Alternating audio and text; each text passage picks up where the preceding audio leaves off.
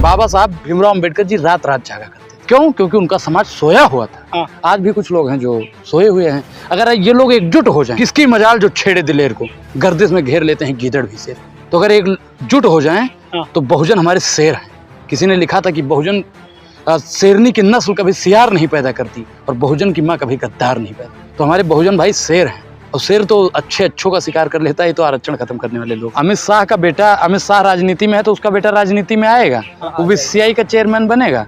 लेकिन अगर किसी को आरक्षण मिल गया है तो उसके बेटे को आरक्षण नहीं मिलेगा। ये बेईमानी है कि नहीं है? आप बताइए। आप तो काबिल पत्रकार हैं, बहुजनों की आवाज उठाते हैं। आप बताइए कि गलत कर रही है सरकार की नहीं कर रही है? बोलिए साहब, बोलिए। हाँ, गैर संवैधानिक है ये कहीं ना कहीं दीमक की तरह हमारे बहुजन साथियों को खाने का काम कर रहे हैं लोग। अगर बहुजन भाई आज नहीं जागा, अगर आज ये लोग नहीं समझे तो फिर इनको कोई समझाने वाला नहीं। जजों की जो बेंच है, बड़ी बेंच है जिसने जजमेंट दिया है सर। देखिए, सुप्रीम कोर्ट का जो जजमेंट आया है, मानिए आप लोग, ठीक है, लेकिन कहने का मतलब आरक्षण को खत्म करना, वर्गीकरण करना, ये कहाँ तक ठीक है? ये तो कहीं ना कहीं गलत है। अब एक डीएम बन गया कोई व्यक्ति, उसका बेटा भी डीएम एसडीएम बनेगा। ये कहाँ की आप देख रहे हैं? दूसरे को मौका मिलना चाहिए ना सर। अच्छा, एक चीज बताइए, जब पढ़ेंगे लिखेंगे तभी तो डीएम बनेंगे। ऐसा तो है नहीं कि आरक्षण मिला तो आरक्षण से डीएम बन गए, आरक्षण मिला तो प्रधानमंत्री बन गए, आरक्षण मिला तो गृह मंत्री बन गए। ऐसा 5 नाम बताइए।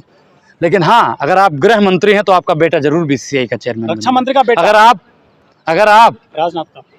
आप रक्षा मंत्री हैं तो आपका बेटा जरूर विधायक बनेगा। अगर आप सांसद हैं तो आपका बेटा विधायक भी बनेगा और सांसद भी बनेगा।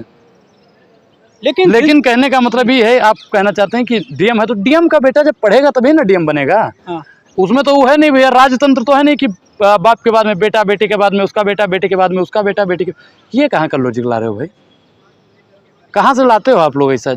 क्रीमी लेयर लगाया जाएगा। जो सरकारी नौकरी में आ गए, अधिकारी बन गए, वो क्रीमी वर्ग में आएंगे, तो SC ST में। ऐसा एक चीज कर दीजिए, ऐसा नियम बनाना चाहिए कि एक बार जो प्रधानमंत्री बन गया उसके कोई खानदान का राजनीति में ना है भैया कि नहीं?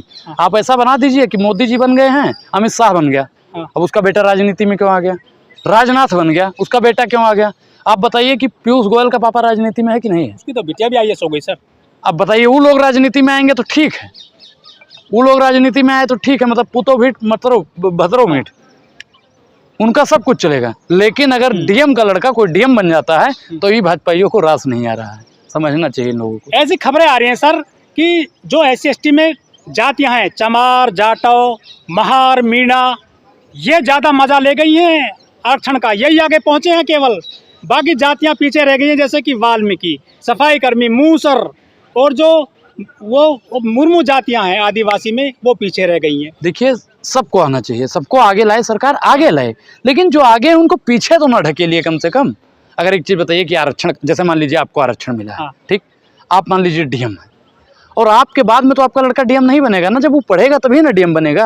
हो सकता है आपका लड़का वकील बन जाए, तो पढ़ेगा तभी ना बनेगा। अब जैसे मैं हूँ, मैं राजनीति शास्त्र से BA कर रहा हूँ, तो ऐसा नहीं है कि हमारा बेटा भी राजनीति में आएगा। हो सकता है वो किसी अच्छी फील्ड में और चला जाए। डीएम है तो हो सकता है उसका लड़का और भी आगे किसी पद पे चला जाए। बोल रहे हैं ना, जज साहब को कौन समझाए भैया? समझे तो समझाए दिए और बताए दिए ठोर, ना समझे तो ठीक है, 2 धक्का दे दे। और अरे सर, एक जाटा मान लो अफसर बन गया, उसके बेटे भी अफसर, उसके पोते भी जो है फिर टीचर बन गए। ये कहाँ का रूल है सर? एक ही घर में 3-3 नौकरी। जब भाई अफसर कब बना जाता है? पढ़ लिख कर। पढ़ने लिखने का अधिकार किसने दिया? बाबा साहब ने, संविधान ने और बाबा साहब ने। अब बाबा साहब और संविधान को जो कुचलने का काम करता है, बहुजन साथी काफी समझदार हैं, जो मैंने कह दिया। अब जो उनके अरमानों को कुचलना चाहता है, बाबा साहब का भी सपना पूरा नहीं हुआ है, लेकिन भारतीय जनता पार्टी उनके सपनों को खत्म करने का काम कर रही है। मैं कह रहा हूँ, चंद्रशेखर, रावण और तमाम विपक्षी नेताओं को एकजुट होकर इसकी हुंकार भरनी चाहिए, ताकि भारतीय जनता पार्टी को भी छट्टी का दूध याद रह सके। सर, वाल्मीकि कब तक सीवर में मरेगा? क्या आप नहीं चाहते उसका बेटा भी अधिकारी बने, वो भी जो है कलेक्टर बने? बिल्कुल बनना चाहिए। मैं तो क्या कह रहा हूँ कि देश के सबको कलेक्टर ही बना दो। आप बताइए कि सरकार नौकरी नहीं देगी तो कलेक्टर बनोगे आप? मेरा जितना भी भाई है, बहुजन भाई है, वो सब पढ़ लिख के कलेक्टर बन सकते हैं। लेकिन आरक्षण खत्म करने वाली बात से मैं सहमत नहीं हूँ साहब आपकी। कब तक ढोएगा आरक्षण के? आरक्षण कब तक ढोगे सर? आरक्षण का अनुराग ओझा तब तक ढोता रहेगा जब तक इस देश से जाति खत्म नहीं हो सकती। जाति जिस दिन खत्म हो जाएगी, अनुराग ओझा आरक्षण को छोड़ देगा, आरक्षण पे बात करना बंद कर देगा। तो जातिवाद है देश में? बिल्कुल जातिवाद है।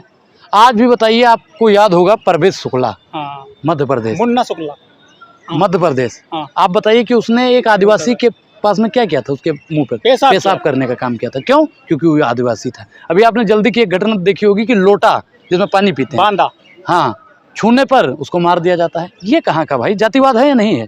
आज भी गांव में, समाज में, शांत रहिए, बोलने दीजिए, आज भी गांव और समाज में ऐसी घटनाएं देखने को मिलती है। आज भी मैंने कई जगह ऐसा देखा है कि लोग जाते हैं तो अपना चप्पल उतार देते हैं। अगर साइकिल से जा रहे हो तो साइकिल से उतर के उत्तर प्रदेश में, हाँ, उत्तर प्रदेश में। तो ये कहाँ तक ठीक है? तो मतलब जब तक जातिवाद है, तब तक आरक्षण है। जिस दिन जातिवाद खत्म हो जाता है, अनुराग ओझा भी आरक्षण का विरोध करेगा। तो आप भारत बंद का समर्थन करते हैं? नहीं, मैं क्या कह रहा हूँ कि भारत बंद तथाकथित रूप से किया जाए, इसके लिए एक रणनीति बनानी होती है। ऐसे कह दिया भारत बंद, तो ऐसे भारत बंद थोड़ी ना हो जाता है भाई। सर, इस डिसीजन का जो है, जो वाल्मीकि जाति है, मुसर जाति है, वो जो मिठाई बांट रही है, वो सोच रहे हैं कि अब हमको नौकरी मिलेगी, अलग से कोटा मिलेगा, मजे आ जाएंगे। देखिए, जब तक आप पढ़ेंगे नहीं तब तक आपको किसी भी फील्ड में नौकरी मिलने वाली नहीं है, और आपको आरक्षण बिल्कुल मिलना चाहिए। अरे चमार जाटव मीणा नौकरी खा गए उनकी, गरीब जातियों की। बिना पढ़े नौकरी खा गए, बिना पढ़े नौकरी उनको आगे नहीं आने देते हैं लोग, रोक लेते हैं, पकड़ के बांध लेते हैं। क्या भाई साहब, आप क्या मतलब कैसी बातें कर रहे हो? बिना पढ़े लिखे आप मुनीम तक नहीं बन सकते हैं। बिना पढ़े लिखे आपको, बिना पढ़ाई किए आप पत्रकार बन गए? नहीं, पढ़ाई तो किए होंगे। अब आपको एससी जाति ने रोका था, नहीं तो। एसटी ने रोका था, ब्राह्मणों ने रोका था, किसी ने रोका? किसी ने नहीं रोका। जब आप पढ़े तभी तो इस पोजीशन पर पहुंचे। तो पढ़ना बेहद जरूरी है। बाबा साहब ने कहा था, शिक्षा शेरनी का दूध है, जो जितना पिएगा उतना ही ज्यादा दहाड़ेगा। लेकिन मोदी जी ने कह दिया कि क्रीमी लेयर नहीं लगेगा। भाई, मोदी जी का कहना और कथनी दोनों में बहुत फर्क है। मोदी जी के बात पर विश्वास मत कीजिए। आप मानते नहीं? पीएम साहब हैं वो। पीएम साहब ने तो बहुत वादा किया था, 2 करोड़ रोजगार का, महिला सशक्तिकरण का, किसानों का एमएसपी दोगुना करने को, पत्रकारों को भी आज़ादी दिलवाएंगे। बहुत कुछ उन्होंने बोला था, एक भी लागू नहीं हुआ। अरे सर ओझा जी, ये बताइए, जो SC/ST की जातियां हैं, जिनको क्रीमी लेयर किया जा रहा है, जो क्लासिफिकेशन होगा, वर्गीकरण कहाँ तक ठीक है? आप मुझे बता दीजिए, वर्गीकरण कहाँ तक ठीक है गैरकानूनी आपके हिसाब से? हाँ, गैरकानूनी है। गैरकानूनी चीज समूह है पूरा। चूड़े और चमार के गाली दी जाती है, चमार और चूड़े को अलग नहीं किया जा सकता मेरी भाषा में। भाई, बताइए कि जाति सूचक गालियां आज भी दी जाती है। मैंने भी आपको बताया कि मैंने कई जगह देखा है ऐसा कि वो अपना चप्पल तक उतार देते हैं, मूंछ रखने पर मार दिया जाता है। और चंद्रशेखर रावण जी सदन में ऐसे मुद्दों को उठाते भी हैं। सरकार को इस पर ध्यान देना चाहिए। कोर्ट ने कहा है कि ये स्टेट लेवल पर हम जो है बता रहे हैं, वो ऐसा निर्णय ले सकती हैं, क्लासिफिकेशन कर सकती हैं और क्रीमी लेयर लगा सकती हैं। लेकिन संविधान में धारा 341 कहती है कि स्टेट को कोई पावर नहीं है इस तरह की, क्लासिफिकेशन कर दे, क्रीमी लेयर लगा दे। देश किससे चलता है? संविधान से। और जब संविधान कहता है कि नहीं चल सकता है, तो किसी के बाप का राज है जो चला देगा? बहुजनों ने अपने हाथ में चूड़ियाँ नहीं पहन रखी है, और हम लोगों को अगर छेड़ोगे तो हम आपको इतना छेड़ेंगे, इतना छेड़ेंगे, इतना छेड़ेंगे कि आपकी छेड़ने की तमन्ना मर जाएगी। लेकिन सर 131 दलित सांसद हैं, 4000 विधायक है पूरे देश की विधानसभा में, जो बाबा साहब के संविधान से कोटे से चुनकर सदन पहुंचते हैं। उनमें से एक ने भी विरोध नहीं किया है सर, सिर्फ चिराग पासवान के अलावा, रामदास अठावले के अलावा। सबको एकजुट होना चाहिए ना। जब तक एकजुटता नहीं आएगी, तब तक सरकार कोई भी नियम पारित करके, वो आरक्षण को भी आज खत्म करने की बात कर रहे हैं, कल संविधान में संशोधन कर देंगे, परसों कुछ और करके फिर वही होगा जो बरसों साल पहले दलितों के साथ में होता था, गले में हांडी, कमरे में झाड़ू। बहुजन लोग कह रहे हैं कि ये जो जातियों को बांटने की कोशिश हो, SC/ST जातियां हैं। बिल्कुल, जातियों में अभी तक इनको पहले बांटा गया कि दलित है, ब्राह्मण और दलित में जाति में बांटा गया। अभी SC/ST में करके बांट देंगे, फिर उसके बाद में ये वर्गीकरण करके बांटेंगे। इतना बांट देंगे कि ये लोग बिखर जाएंगे। और इससे फायदा किसको होगा? सत्ताधारी। तो इस बार क्या दलितों का नंबर है देश में? बिल्कुल लाना चाहिए। 2 अप्रैल हुआ था 2018 में जी, 2 अप्रैल 2018 को 13 लोग मारे गए थे आंदोलन में, SC/ST वाले में। मैं क्या कह रहा हूँ कि ऐसा कोई कदम मत उठाइए कि हमें दोबारा वो चीज़ देखना पड़े। आप लोग बहुत शांति तरीके से कोई भी अगर निर्णय लीजिए, कोई भी काम कीजिए तो बहुत शांति तरीके से कीजिए। लेकिन बाकी अनुराग ओझा आप लोगों के साथ खड़ा है। 21 अगस्त को सर बंद का ऐलान कर रखा है कुछ दलितों ने। नहीं, अगर वो कर रहे हैं तो अनुराग ओझा उनके साथ में खड़ा है।